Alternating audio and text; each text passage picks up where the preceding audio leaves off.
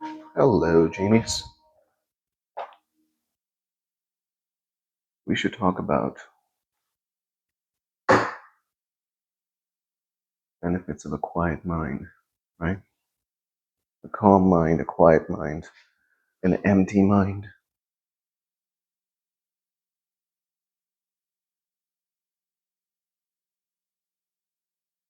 Everyone knows what a flow state looks like, feels like, because sometimes it happens automatically. So,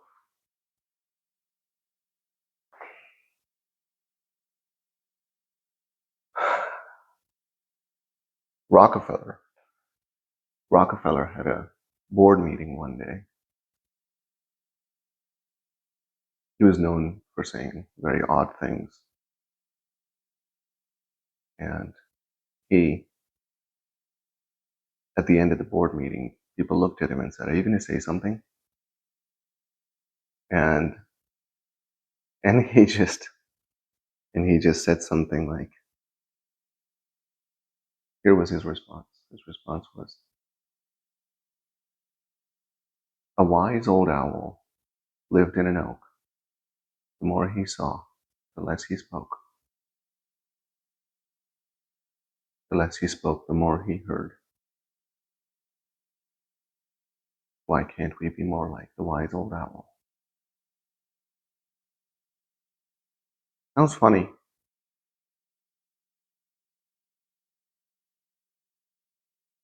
Not everybody has a quiet house like me.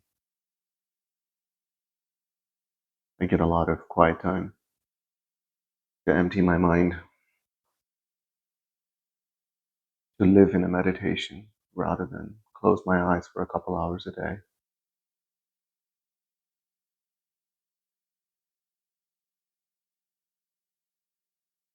When I was homeless a long time ago, I was 18, 19. I came from a pretty well-off family. My dad became a millionaire in his 20s. It was a shock for me to be cleaning toilets and doing things I don't want to do so I can get out of the situation I had put myself in voluntarily. One of the things that helped was, and it just happened once, where I had no thoughts.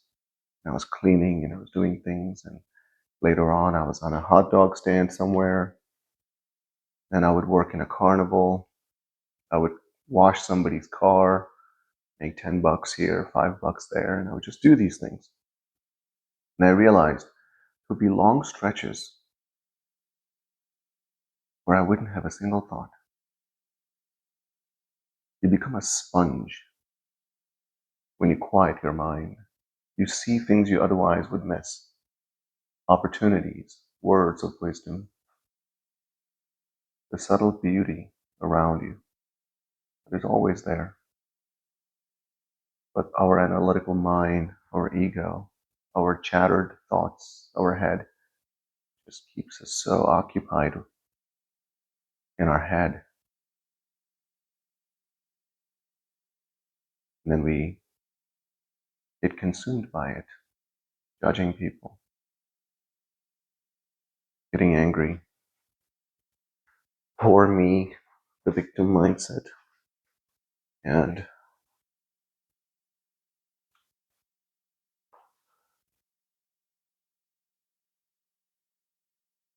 it's just a downward spiral.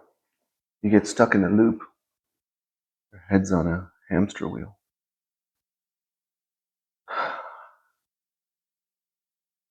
I also had experiences of that in the military, where you just quiet your mind, you empty your mind, you don't think, you just do. Becoming the act. Right? There's so much peace in it. I recommend this book, guys. Autobiography of Yogananda. If you want to know what is really possible, what people have done when they dedicate and they start doing the work, this is the book. I'm going to have to read it a few more times. Not a book. This is magic.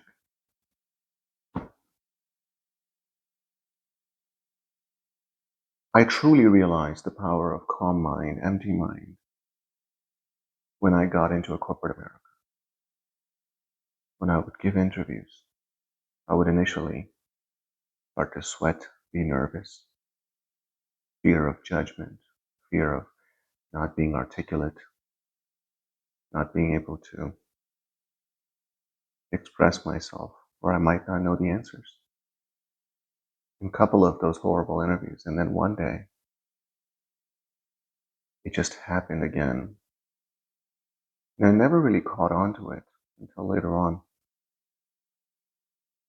When I caught on to it in 2016, in one of the interviews, I just became so silent. I felt like I just became nothing. And answers and everything just started to flow out. It was as if I'm watching someone else give the interview. Almost as if I'm watching myself from their eyes. And I couldn't believe the things that were coming out of my mouth. I was so impressed with what was coming out of my mouth. And it wasn't me saying those things. It was way too smooth. It was too articulate. I was formulating my thoughts like a champion. I was saying things I didn't even know I knew. And I turned the table in the interview, and at the end, one of the executives said, it felt like I was taking their interview. I just got out of there, and I just had witnessed something that I considered magic. And I was hooked on it. So I ended up giving a whole lot of interviews again and again and again, and I wanted to understand better what that was. And then at work, I would empty my mind again, and unbelievable things would happen. Promotions, people would be impressed, people would start writing things down that I'm saying. I wouldn't even know how it would happen. I would just get up from the chair in the middle of a meeting in the conference room. I would grab a marker and I would just start taking notes and writing things down on the board, and it would turn into a presentation. And otherwise, normal, it would turn into a strategic conversation, very useful conversation. I was able to do a lot in very less time. We were able to not only figure out challenges that we needed to solve for, we would identify further challenges that we were blind to. And I couldn't believe how everything was just unfolding with simply an empty mind, with this quietness, this internal quietness. I didn't know at the time that this is just how the divine flows through you. The infinite intelligence will do things for you. Your higher self will come out and handle everything that is in your favor in a way that is good for you. Talked about it in one of the meditations or the Q&As in my community of living in meditation, keeping that high state of being alive throughout the day when you're not meditating. At night, drifting away in that state of being. When you do that, your autonomic nervous system is so happy. You're healing yourself. You're getting these upgrades. You change to a new genetic destiny. And you start to change the energy in your field. And as you guys know by now, you change the energy in the field, that energy impacts matter. There was a study done. There was this man, he was studying breast cancer research. He was doing breast cancer research, and he realized that certain percentage of people, right, like 15% of breast cancer people with breast cancer gene realize breast cancer, and 85% don't. Why? And yeah, we can talk about epigenetics and everything else and how your environments affect your genes and all this. But this person started to look at the details, information in the person's field. And he realized that there were these patterns, there were these consistencies within the field of people that would get breast cancers.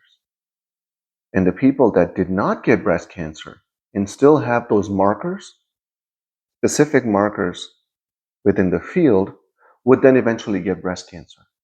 So he was able to, with complete accuracy, predict if a person is going to get breast cancer or not. And he was under the assumption prior to this research that matter affects your field. And he realized that it's the other way around. Field affects matter.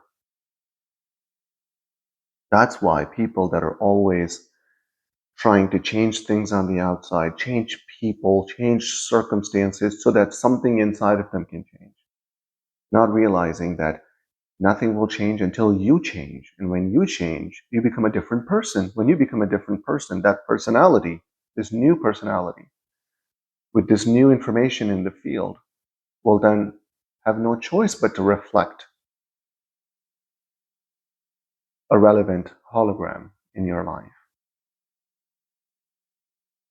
And this can happen seamlessly if you can figure out long stretches of your day with an empty mind, with a calm mind. You guys must have realized that when you're in a room, a person that is very calm, silent, observing, is usually either a very wise person or a very dangerous person, right? It's a superpower, guys. An empty mind, a quiet mind, a calm mind. I've realized that sometimes when I have to deal with certain situations, certain circumstances, things I need to take care of, when I figure out when I'm going to think about it, when I'm going to worry about it, and when I'm going to deal with it. And then up until that point, I promise myself I will give it no thought. I will worry about it at that moment in time. Until then, empty mind, quiet mind, stay calm.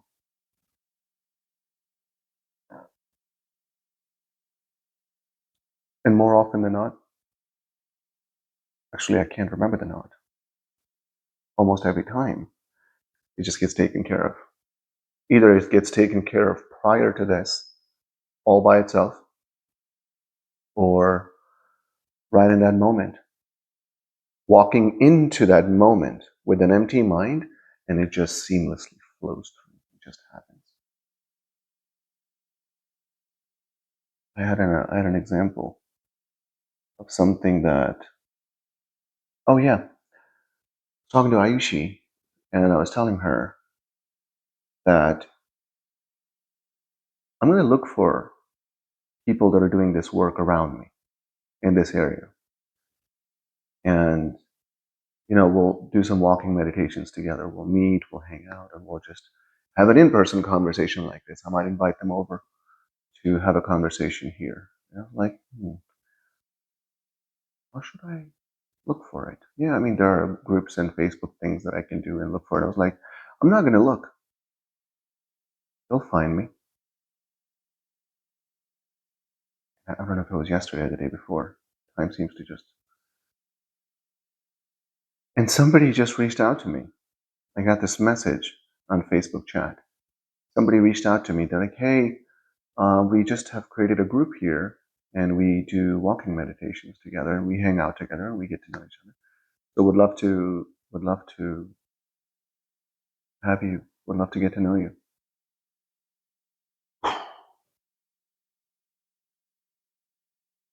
I didn't do anything. I just had an intention. I was like, I'm going to find some people, I'm going to hang out with them, see what they know, have some deep conversations about the topics that I talk about here.